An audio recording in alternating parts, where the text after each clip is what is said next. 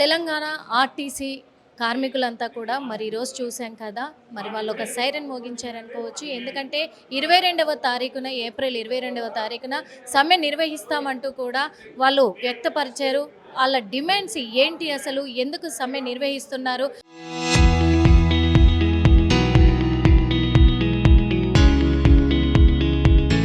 గత ప్రభుత్వం ఉన్నప్పటి నుంచి కూడా మాకు అన్యాయం జరుగుతుంది అనే ప్రభుత్వాలతోటి పోరాడుతున్నారు. ఇప్పుడు ముందుగా మాత్రము మేము గట్టిగా నిర్ణయం తీసుకున్నాం, రేపు సమ్మె ద్వారా మా నిరసన తెలియజేయబోతున్నాము అంటున్నారు. అడిగి తెలుసుకునే ప్రయత్నం చేద్దాం. సార్, మీ డిమాండ్స్ ఏంటి, అసలు ప్రభుత్వాన్ని ఏం కోరదలుచుకున్నారు? అప్పటి నుంచి కూడా, గత ప్రభుత్వం ఉన్నప్పటి నుంచి కూడా ఆర్టీసీ కార్మికులకు అన్యాయం జరుగుతుంది అని చెప్పేసి మీరు బయటకు వస్తూనే ఉన్నారు, చెప్తూనే ఉన్నారు. ఇప్పుడు ఏం చెప్పదలుచుకున్నారు? గత ప్రభుత్వం ఏదైతే మాకు అన్యాయం జరిగిందన్న ఉద్దేశంతో 52 రోజులు సమ్మె చేయడం జరిగింది.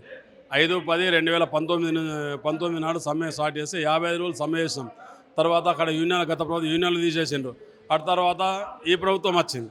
ఈ ప్రభుత్వము వచ్చేటప్పుడు ఏం చెప్పారు మాకు, మేము ఆర్టీసీని ప్రభుత్వంలో విలీనం చేస్తాం, గవర్నమెంట్ ఉద్యోగులతో సమానంగా జీతభత్యాలు ఇస్తాం, మీకు రావాల్సిన 2017 ఏరియర్స్ ఇస్తాం, 21 పిఆర్సీ ఇస్తాం, ఇంకేమైనా పిఆర్సీలు ముందు వచ్చేటువంటి మేము ఇస్తామని చెప్పిండ్రు.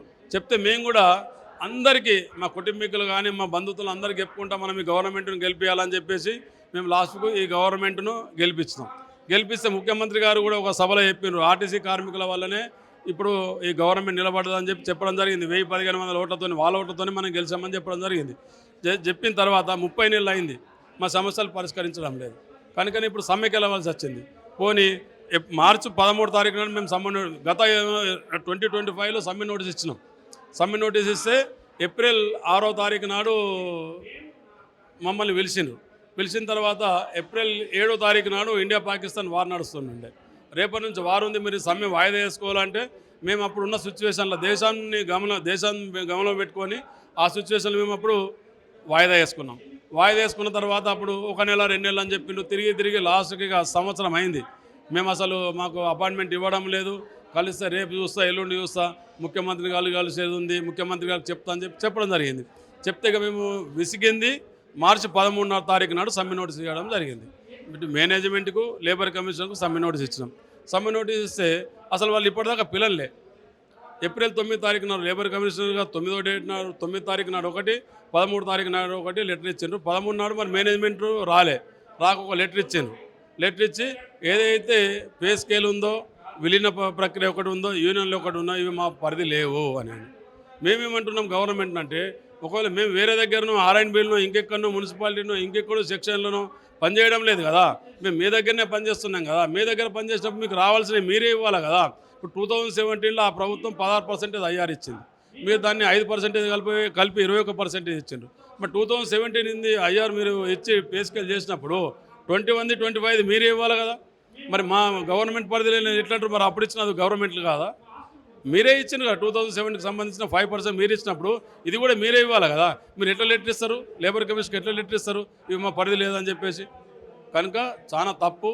ఏది ఏమైనా ఇదే ప్రభుత్వము మీరే మాకు ఇవ్వాలి, కార్మికులకు రావాల్సినవి మీరే ఇవ్వాలి. మీ దగ్గరనే పనిచేస్తున్నాము, బరోబర్ మీ దగ్గర తీసుకుంటాము, బరోబర్ సమ్మె జరుగుతుంది. మేమైనా గొంతెమ్మ కోరికలు కోరడం లేదు, మాకు రావాల్సిన ఏమని అంటున్నాము. ఇక హైదరాబాద్ ఈవీ బస్సుల గురించి కూడా చాలా అధ్వాన్నంగా ఉంది. మరి అవి కూడా విరమించుకోవాలా. హైదరాబాద్లో ఉన్న డ్రైవర్ కండక్టర్లు కూడా ఇక్కడనే ఉండాలా. మీరేమన్నా బస్సులు కొంటే మాత్రం ప్రభుత్వమే ఆర్టీసీ కొనాలా, కొన్ని మన ఆర్టీసీ డ్రైవర్లతోనే నడపాలా. ఒకవేళ అటువంటి విధానం చేయకుంటే రేపు మార్నింగ్ ఈరోజు మిడ్ నైట్, రేపు ఉదయం 4:30 బస్సు నుంచి మాత్రం బస్సులు మాత్రం 100% సమ్మె సక్సెస్ఫుల్గా జరుగుతుంది. ఇంకోటి, నిన్న మొన్న కూడా మేనేజ్మెంటు కొంత వేరే వాళ్ళతోనే ఏదో విచ్ఛిన్నం చేయాలని ప్రయత్నం చేసిండ్రు. కార్మికుల ప్రెషర్ వల్ల ఆ సంఘ నాయకులందరూ కూడా సమ్మెకు బేషరతుగా మద్దతు తెలిపినారు. కనుక వారికి కూడా మేము కృతజ్ఞతలు తెలుపుతున్నాం. ఆ సంఘ నాయకులందరికీ కూడా ఎట్టి పరిస్థితుల్లో సమ్మె రేపు యథాతథంగా జరుగుతుంది. ఒకవేళ పిలిచి మేము మీ ద్వారా ఇంకో రిక్వెస్ట్ చేసేది ఏంటంటే, ఎట్టి పరిస్థితుల్లో ట్రాన్స్పోర్ట్ మినిస్టర్ గారు పిలిచి మాట్లాడాలా. పిలిచి మాట్లాడితేనే, ఇప్పుడు ఉదాహరణకు అమెరికా ఇరాన్ వార్ నడుస్తున్నది. నెల రోజులు జరిగిన తర్వాత చర్చలు కూకుంటేనే ఒక సానుకూలంగా దానికి 10 days ఫ్రీ ఫైర్ చేసిండ్రు. మీరు కూడా పిలిచి మాట్లాడితే సమ్మె ఏమవుతుందో ఏర్పడుతుంది కదా. అసలు మీరు మాట్లాడతలేరు. మాటికి నా తలుపులు తెరున్నాయి, నా తలుపులు అంటే ఎవరు రావాలి నీ దగ్గరికి? నీ తలుపులు తెరుంటే మీరు. ఇంకోటి మేము ట్రాన్స్పోర్ట్ మినిస్టర్ రిక్వెస్ట్ చేసేది ఏంటంటే, మీరు పక్కదో పట్టిస్తున్నారు కార్మికుల్ని కానీ ప్రజల్ని కానీ. నేను అక్కడక్కడ మీటింగ్లు పెట్టుకుంటా, ప్రెస్ మీట్లు పెట్టుకుంటా, వాళ్ళు పిలిస్తే అసలు దయచేసి ఇప్పటిదాకా ఎక్కడ పిలలేదు. మీడియా ద్వారా నేనేం చెప్తున్నానంటే ట్రాన్స్పోర్ట్ మినిస్టర్ గారు పిలవడం లేదు, ఎక్కడ కూడా లెటర్ ఇవ్వడం లేదు. మీకు ఒకవేళ పిలాలని అనుకుంటే మేము మేనేజ్మెంట్కు ఎజెండా ఇచ్చినాము, మేనేజ్మెంట్కు సమ్మె నోటీస్ ఇచ్చినాము. ఆ సమ్మె నోటీసులో మా అందరి ఫోన్ నంబర్లు ఉన్నాయి. మీరు మేనేజ్మెంట్ ద్వారా ఏదైతే వాళ్ళకి చెప్పి మేనేజ్మెంట్కు మీరు మమ్మల్ని పిలిపించి అప్పుడు సమస్యకు పరిష్కారం చేయాలని చెప్తూ ముగిస్తాను. మీరు ఏదైతే ట్రాన్స్పోర్ట్ మినిస్టర్ అంటున్నారో అదే మినిస్టర్ చెప్తూ ఉన్నాడు, ఆర్టీసీ కార్మికులకు మేము ఎప్పుడు కూడా అండగానే నిలబడ్డాము, అన్ని విధాలుగా ఆదుకుంటున్నాము, అయినప్పటికీ కూడా వీళ్ళు సమ్మెలు నిర్వహిస్తూ ఉన్నారు, వీళ్ళ వెనకాల ఇంకా ఎవరో ఉండి నడిపిస్తున్నారు అని అంటున్నారు. ఏదైతే ట్రాన్స్పోర్ట్ మినిస్టర్ గారు చెప్పినట్టు మా ఎంబడ ఎవరు లేరు, మేము ఏ సంఘ నాయకుల దగ్గరికి వెళ్ళలేదు, మేము అంత ఇక్కడ ఏదైతే ఎవరైతే నాయకులు ఉన్నారో వాళ్ళందరే సొంత డబ్బులు పెట్టుకొని నడిపిస్తున్నారు తప్ప మేము ఏ సంఘ నాయకుడికి అంటే బీఆర్ఎస్ పార్టీ కానీ బీజేపీ కానీ ఎంఐఎం కానీ మీ దగ్గరికి కూడా వాళ్ళ దగ్గర కూడా కాంగ్రెస్ పార్టీల దగ్గరికి ఎవరి దగ్గరికి పోలేదు. ఏదైతే అసెంబ్లీ నడిచినప్పుడు మాత్రం మా సమస్యలు 32 డిమాండ్లు ఉన్నాయని చెప్పేసి పోయి అందరు నాయకులకు ఇచ్చినట్టే ఇచ్చాం తప్ప మేము ఎవరి దగ్గర పైసలు అడుక్కోలేదు, మేము ఎవరి దగ్గరికి పోలేదు. వాళ్ళ దగ్గరికి పోయినట్టు మీ దగ్గరికి ట్రాన్స్పోర్ట్ మినిస్టర్ దగ్గరికి పోయినాము. లేబర్ కమిషనర్ ఉన్న ఇప్పుడు వినోద్ కుమార్ ఎవరైతే ఉన్నారో ఆయన దగ్గరికి వెళ్ళినాము, చెన్నూరు ఎమ్మెల్యే, ఎందుకంటే ఆయన కూడా మినిస్టర్ కార్మిక సంబంధం, ఆయన దగ్గరికి వెళ్ళినాము.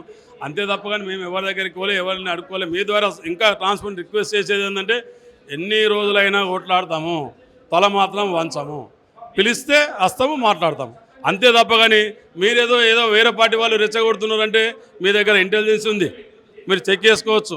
మేమేమన్నా వేరే పార్టీ దగ్గరికి పోయి మేము కలిసి రావడం కానీ మా ఫోన్లు చెక్ చేసుకోవచ్చు. మేము ఇక్కడ మా సిగ్నల్స్ ఉంటాయి, వాళ్ళతో మాట్లాడలేదు. ఎందుకంటే మీ దగ్గరనే ప్రజా మొత్తం రవాణా వ్యవస్థ కానీ ఏదైతే వ్యవస్థ మీద ఇంటెలిజెన్స్ వ్యవస్థ అంతా మీ దగ్గర ఉంది. మీ దగ్గర ఉన్నప్పుడు మీరు చెక్ చేసుకోవచ్చు కదా, ఇంతదా కానీ అవసరం లేదు కదా. ఒకవేళ మేము అటువంటి విషయం పోతే తల వంచి బయటకు వెళ్ళిపోతాం, అసలు మేము అడగ కూడా మీ దగ్గర కూడా రామేమని. కానీ దయచేసి ఎందుకంటే మీరు కుర్చీలో ఊకున్నారు, గవర్నమెంట్లు ఉన్నారు, మీరు అటువంటి మాట్లాడద్దు. మేము మీకు రిక్వెస్ట్ చేసేది ఏంటంటే మమ్మల్ని పిలిచి మొత్తం మాట్లాడండి.